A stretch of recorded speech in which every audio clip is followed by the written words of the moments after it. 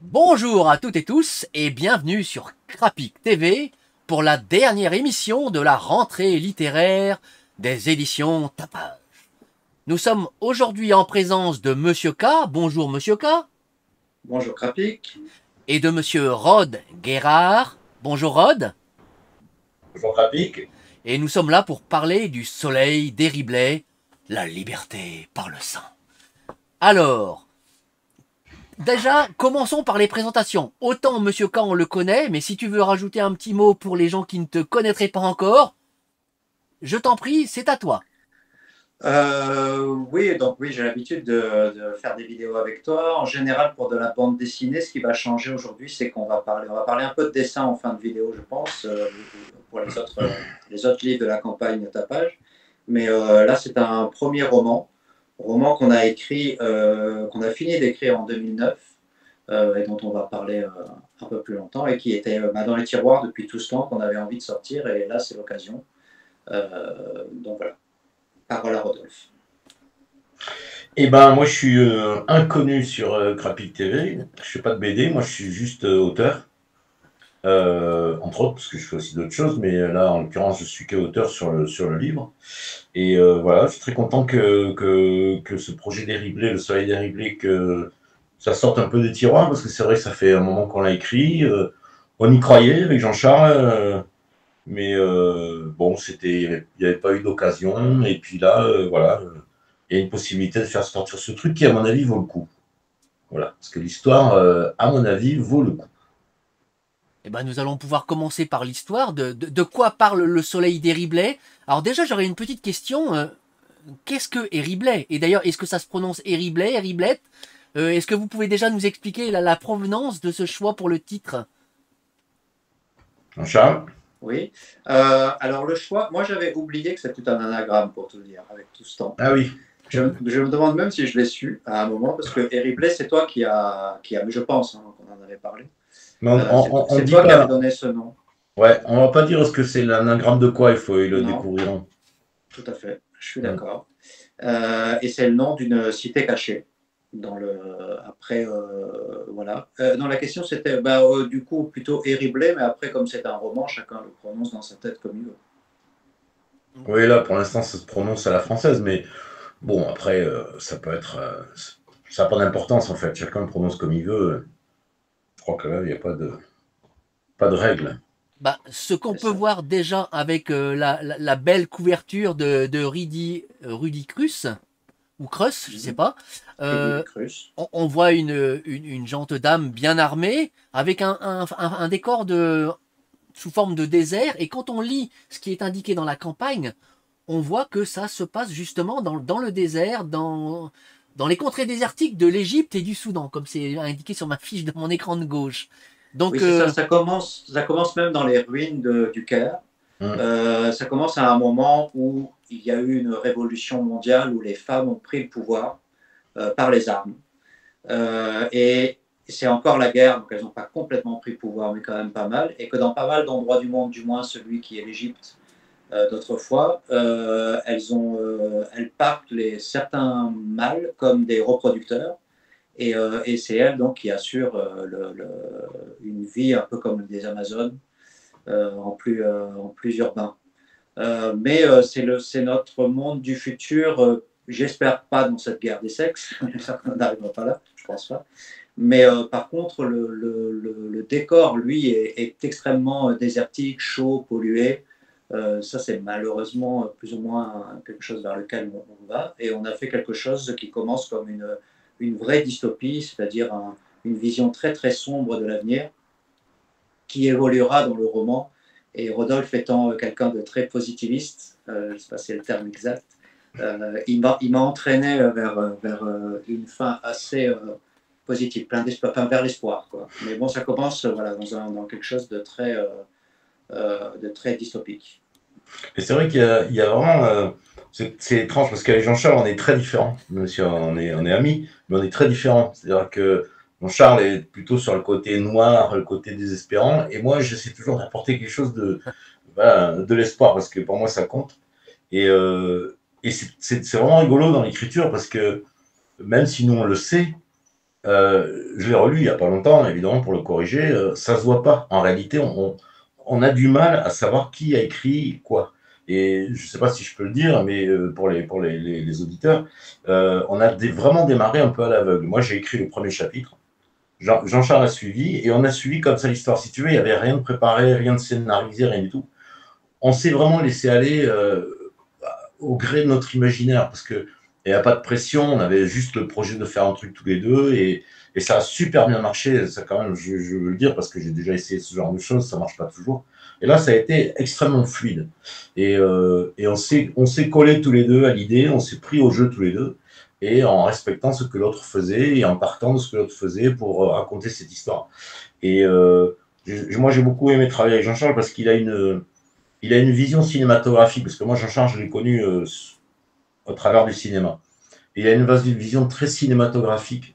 Et c'est lui qui amène ce côté cinématographique de ce livre. C'est-à-dire qu'il y a plein d'images qui apparaissent, il y a plein de choses qui sont très visuelles, en fait. Et il n'y a pas eu de préparation. Et ça a été vraiment à l'impro, je dirais, à l'intuition. Voilà, on est parti comme ça. Et moi, avec mon côté très positif, très humaniste, je veux sauver le monde, et Jean-Charles qui est plutôt désespéré et qui Ouais, vit alors, dans un monde noir. je pense que ça a fonctionné, cette impro, d'abord parce qu'on s'entend bien depuis longtemps, aussi parce qu'il y a eu une grande écoute, c'est-à-dire que quand j'ai reçu le premier chapitre, j'ai vraiment tout lu. J'ai pas, le problème de l'impro, c'est des fois, si le moindre petit détail ne colle pas dans le chapitre suivant, si il n'y a pas cette immense écoute et le respect de ce que chaque... lui, il a commencé avec un personnage donc, que j'ai utilisé. Moi, j'ai amené le personnage d'Amina, donc on voit sur la couverture, enfin qui n'est pas encore la couverture, mais qui ressemblera pas mal à ça, qui n'est pas encore la couverture définitive. Du coup, on a vraiment eu cette grande écoute. Après, je pense que si finalement on a réussi à cheminer ensemble vers une même fin, c'est qu'on se ressemble en réalité beaucoup. Je pense que c'est vraiment sur notre... Moi, on me connaît pour l'humour noir. J'ai une vision assez souvent pessimiste, mais en fin de compte, c'est justement parce que je suis très humaniste et que je suis plutôt misanthrope finalement dans le sens où il y a des choses qui me déçoivent, il y a des choses auxquelles je ne crois pas. Je pense que l'humain tourne en rond, là où Rodolphe aurait plutôt tendance à penser que l'humain évolue, comme beaucoup de gens. Moi, je pense qu'il tourne en rond et que du coup, le meilleur qu'il pourra porter, c'est chacun au cours de sa propre vie. Mais donc, on a des visions comme ça, un petit peu différentes, mais qui rejoignent le même fond. Voilà, j'avais le même truc avec mon père qui était plutôt de droite et moi plutôt de gauche, et on avait un même fond très humain, très honnête, donc Oui, de c'est la vrai. bienveillance. Donc on se retrouvait en réalité humainement, même si on ne prenait pas les mêmes chemins pour s'exprimer. Voilà C'est vrai, ce que je c'est veux dire. tout à fait vrai. On a un fond commun avec Jean-Charles qui s'était déjà vérifié quand on faisait du cinéma. On a fait des trucs ensemble et ça marchait tout seul, on se comprend très rapidement. Même si notre façon de vivre le monde est différente, au fond, nos cœurs sont les mêmes. Et moi je pense que Jean-Charles aime l'humanité, même s'il ne le sait pas, il aime l'humanité. Je sais. Et du coup, mais presque sans le savoir, si tu veux, moi, je me suis jamais dit, on est trop différents, on va pas y arriver. Tu vois, je me suis dit, Jean-Charles, c'est mon pote, on va écrire un truc. Mais j'étais quand même surpris de la fluidité dont on a bénéficié dans l'écriture. Et ce truc-là. Et je dois dire quand même que c'est quand même Jean-Charles qui a amené, par exemple, le personnage d'Amina. Moi, si tu veux, a priori, je suis pas sûr que j'aurais créé le personnage d'Amina.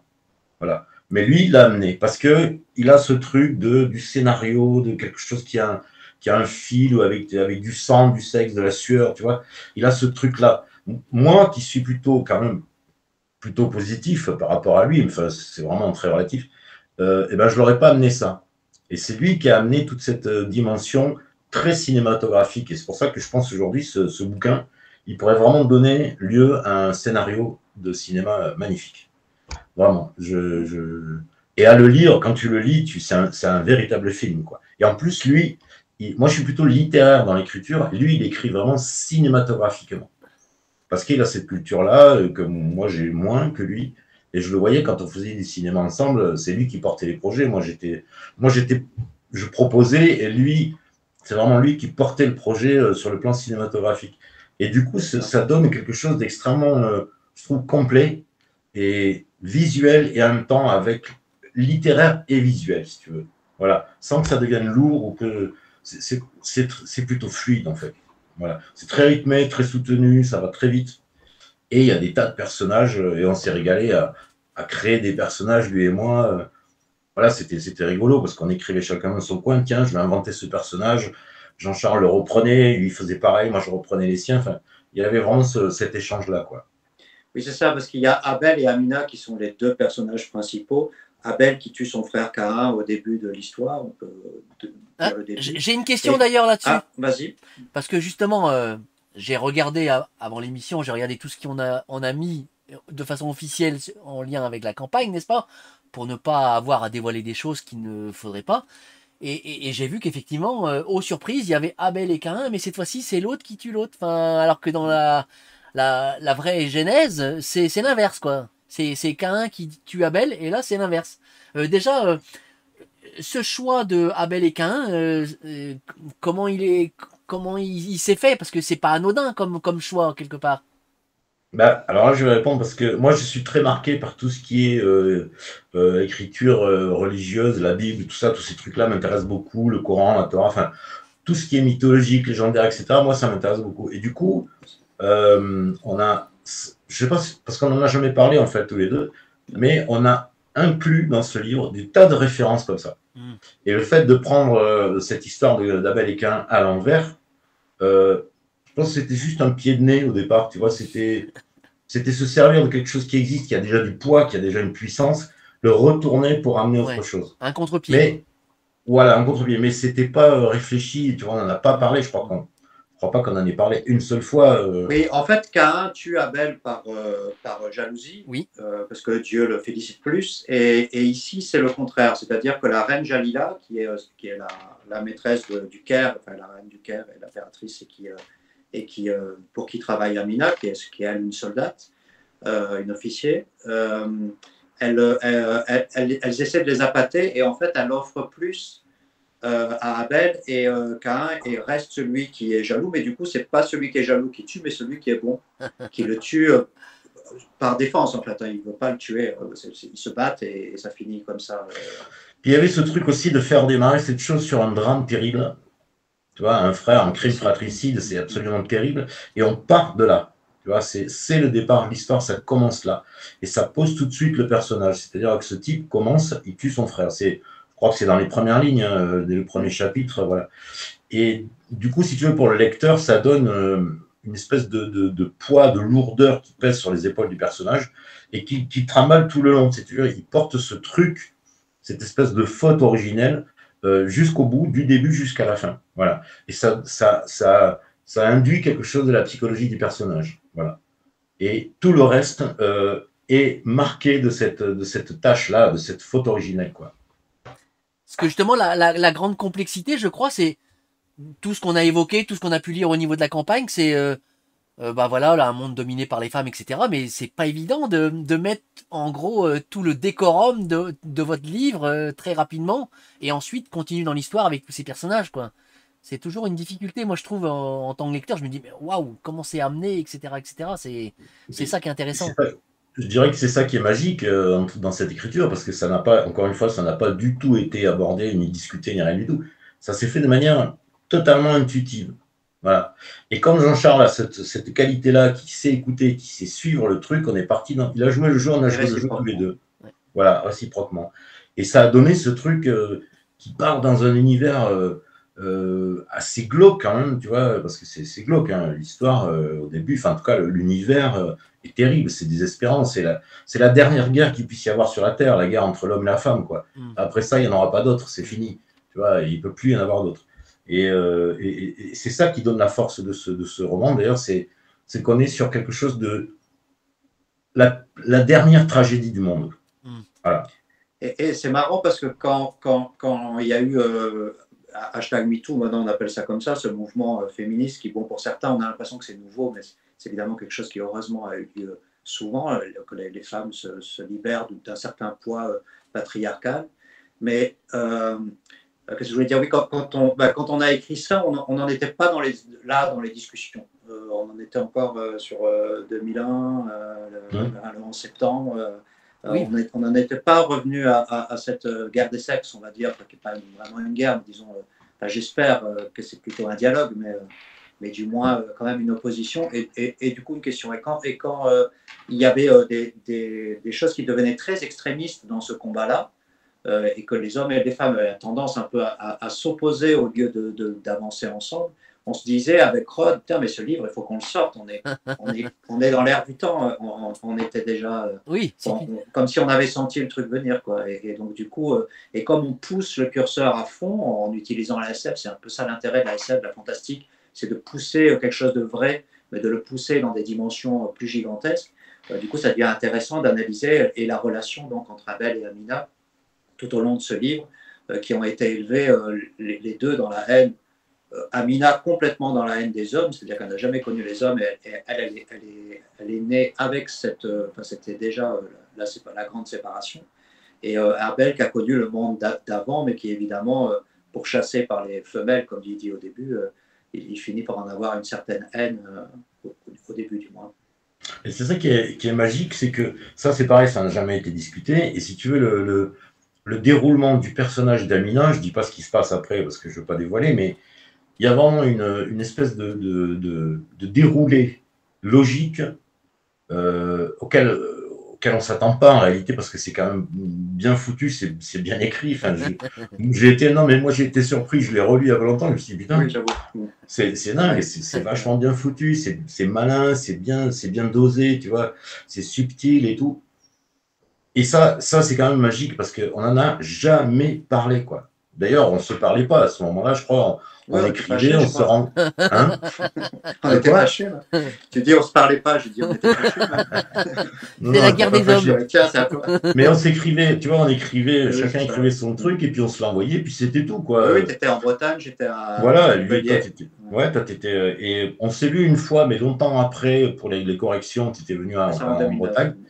Mais on s'était vu que pour corriger un petit peu l'écriture, tu vois, on ne s'est pas vu pour corriger le scénario du tout. Enfin, ouais. Je crois qu'on a écrit le dernier chapitre, et j'ai ce souvenir-là que je suis venu, c'était peut-être même 2007 d'ailleurs, je dis 2009, mais je ne suis pas si sûr.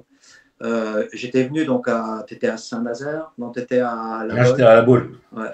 Et j'ai passé une semaine chez toi, et donc on a tous les jours, on a travaillé plusieurs, mais donc effectivement pour améliorer le style de voilà. phrase, revoir un peu, et éventuellement 2-3 petites incohérences qu'on avait pu relever, qui permettaient de fluidifier. Donc on a fait ce travail-là. Et je crois que le dernier chapitre n'était pas encore écrit, et que tu l'as écrit toi, je crois. Et pendant cette semaine-là, j'ai ce souvenir-là que du coup, une fois qu'on s'était mis bien d'accord sur voilà, tout ça, ça marche, tu avais une idée de fin, qu'on va évidemment pas du tout dire, et qui est un peu surprenante. Et, non, parce que là, que tu as écrit, ou juste avant que j'arrive, ou quand j'étais là, quelque chose comme ça. En tout cas, on a presque écrit la fin ensemble, quoi. Non, mais là, je te coupe au montage si c'est ça. Hein. Ouais. À la fin, ils meurent tous.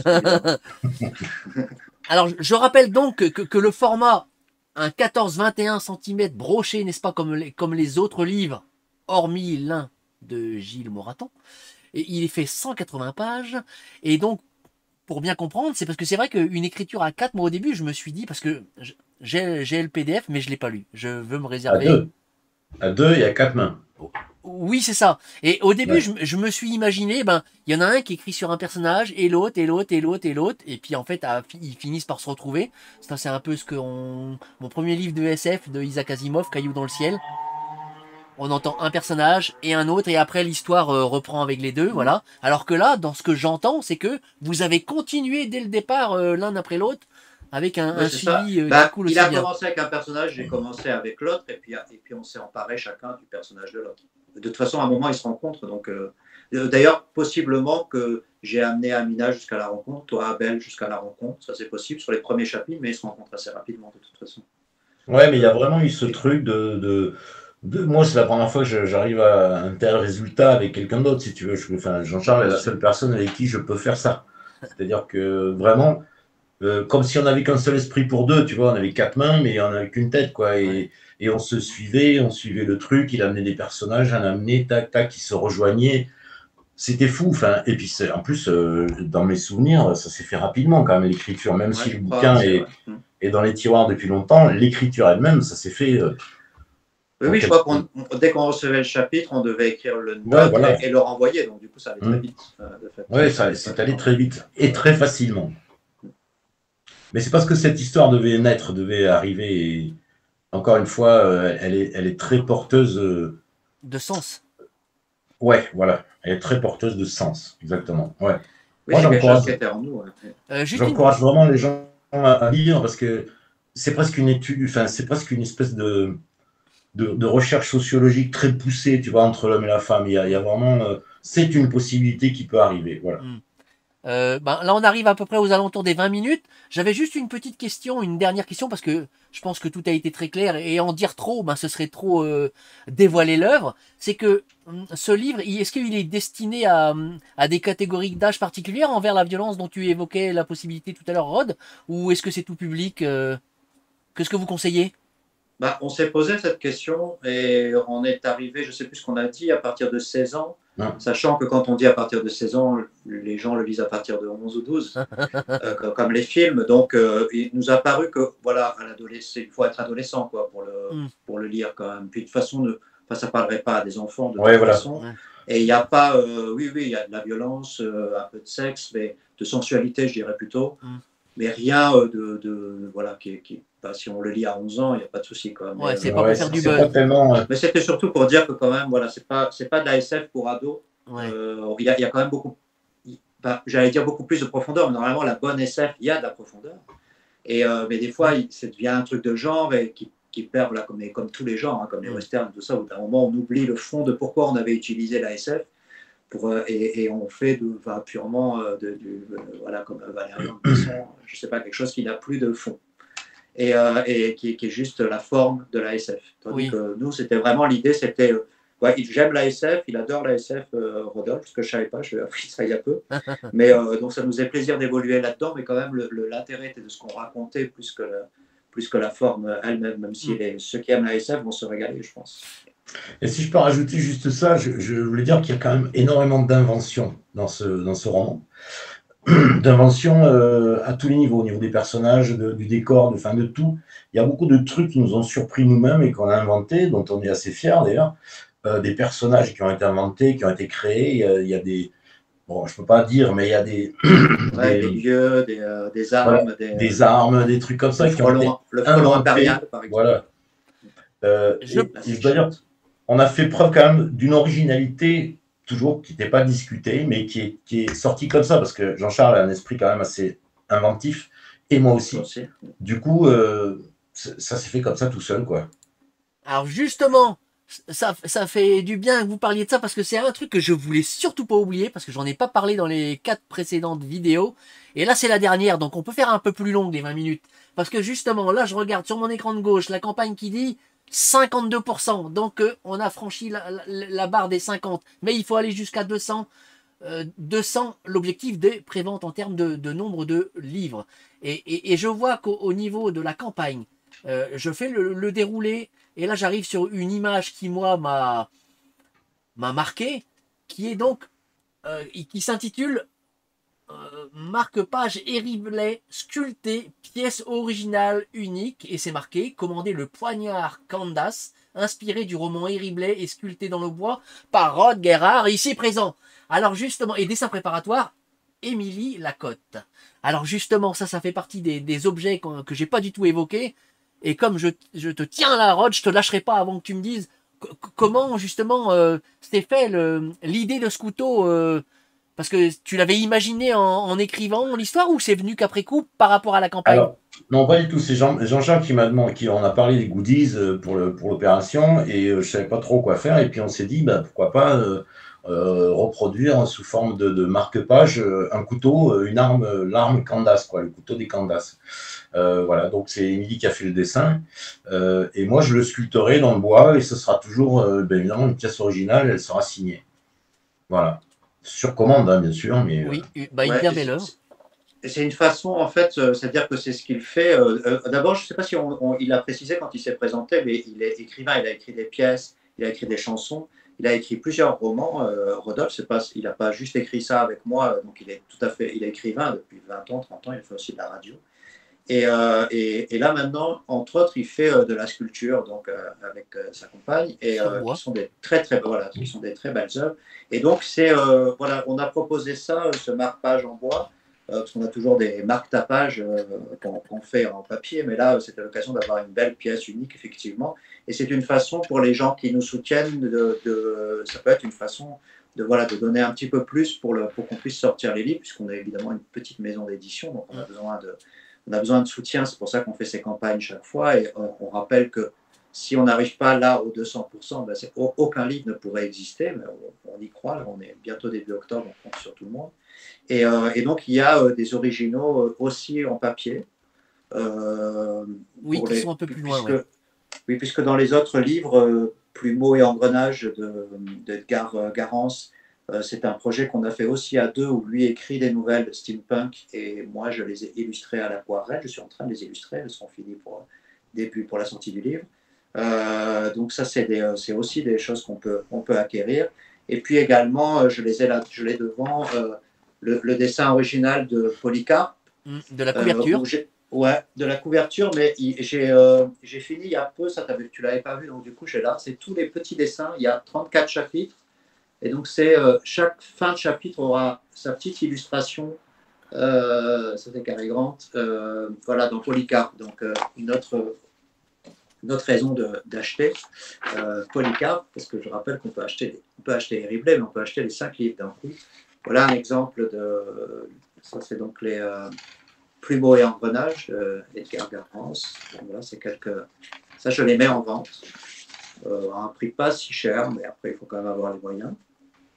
Oui, pour du dessin original, je confirme, il y a des commissions qu'on trouve ailleurs qui sont beaucoup plus chères. Sur La Voie des oubliés, les 4 histoires fantastiques sur la condition humaine de Cécile Ducomte, donc pareil, les dessins qui sont mis en dégradé de gris dans le livre, qui ouvre chaque histoire, il y en a 4. Et là, c'est l'ancrage. Donc là aussi, on peut acquérir, si on veut, l'original. Voilà, ça c'est les 4. Donc ça c'est enfin dans les contreparties, il y a en plus de la commande du livre, on peut acheter ça. Donc si vous voulez vous aider pour sortir ces bouquins, le prix du livre et le prix du papier est cher, mais je pense que le fait de continuer à lire sur papier n'a pas de prix. Donc voilà, n'hésitez pas à nous soutenir aussi de cette façon-là, mais déjà commander un livre ou plusieurs livres, c'est déjà un beau soutien. Et pour vous, la promesse d'une bonne lecture, je pense que tous les ouvrages sont vraiment excellents. Moi, je n'ai participé qu'à un, mais je peux dire que les 4 autres sont vraiment excellents. Et je rappelle qu'on peut, au niveau de la campagne, choisir le dessin, parmi ceux que tu as montré, on peut choisir le dessin précisément. Oui, bien sûr. Ouais, tout à fait. Et il y a une chose qu'on peut tous faire, et ça coûte absolument rien, c'est d'aller sur les éditions Tapage, d'aller sur les pages des uns et des autres, et de juste partager l'un des liens de la campagne. Ça, au moins, ça permet de faire connaître, parce que ce qui manque pour des petites structures comme la nôtre, c'est justement de se faire connaître au plus grand nombre, parce qu'il y a vraiment des pépites dans ces différentes histoires, dans ces histoires qui ne souhaitent qu'une chose, c'est d'être publiées sous forme de livre. Donc voilà, on compte sur vous tous, hein, c'est juste du plaisir qu'on a envie de partager, voilà, c'est tout. C'est ça, exactement. Bon. Voilà. Tout est dit. Que dire de plus, tu as parfaitement résumé la situation. Voilà, et comme nous sommes à peu près à 28 minutes, voilà, donc je pense que nous allons pouvoir conclure cette vidéo. Et donc, je souhaite une bonne réussite à ce projet, parce que moi, j'aimerais bien les voir sous forme physique, effectivement, et que ça ne reste pas juste sur une page Ulule, comme des JPEG ou autres. Pas que du numérique, du papier. Ouais. Messieurs, je vous dis à très bientôt, et je souhaite donc que ça va se conclure, que les 100% à minima vont être franchis, parce que n'oublions pas que je crois que c'est à 150% ou 200%, il y aura un marque-tapage de toute manière. Oui, tout à fait. Autre que celui de Rhodes. Voilà. Messieurs, je vous dis à bientôt. Merci. Bye bye. Merci Crapi. Ciao. Et à bientôt. Ciao.